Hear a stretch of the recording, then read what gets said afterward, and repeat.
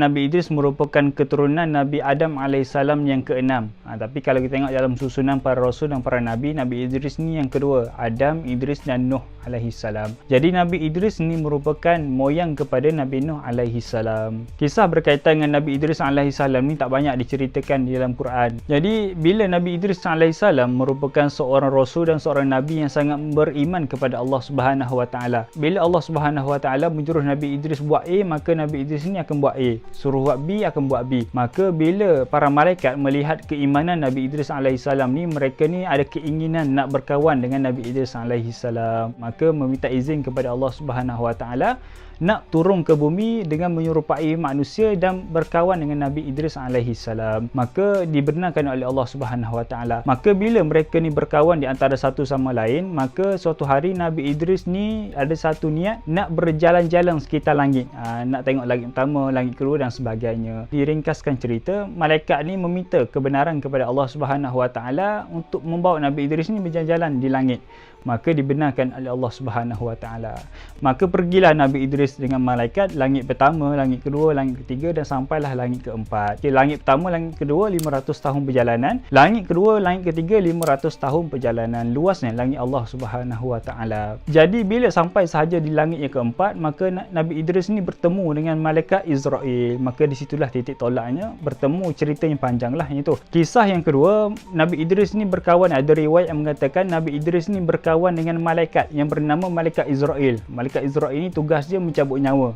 Kalau kita nak ke berkawan dengan malaikat Israel?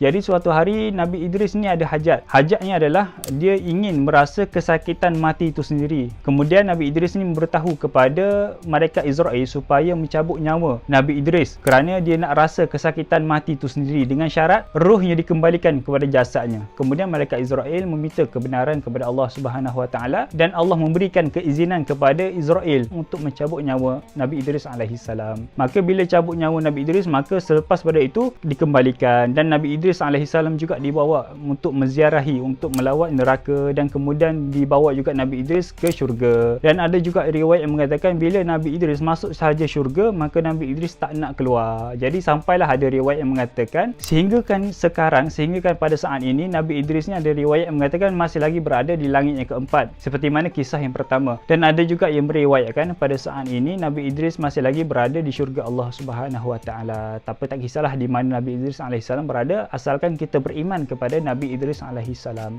Dan Nabi Idris juga di antara nabi yang mula-mula, di antara yang terawal yang pandai menulis dengan menggunakan kolam, dengan menggunakan pen. Baginda juga yang terawal juga yang pandai membaca, dan baginda juga di antara yang terawal dalam ilmu mengira, ilmu matematik. Kerana kata setengah ulama diriwayatkan pada zaman Nabi Idris alaihissalam sudah ada manusia yang mula berhutang. Bila ada manusia berhutang, maka akan ada manusia yang memberi hutang. Maka di situ Nabi Idris mengajar manusia yang memberi hutang dan menerima hutang untuk menulis hutang mereka dan mengira macam mana nak kira hutang. Dan Nabi Idris juga di antara nabi yang sangat mahir dalam bidang jahitan, dalam menjahit, dalam desain baju dan sebagainya. Dan pada zaman Nabi Adam alaihissalam sehinggalah zaman Nabi Idris alaihissalam, manusia pada ketika itu berpakaian, tapi pakaian mereka daripada kulit-kulit binatang.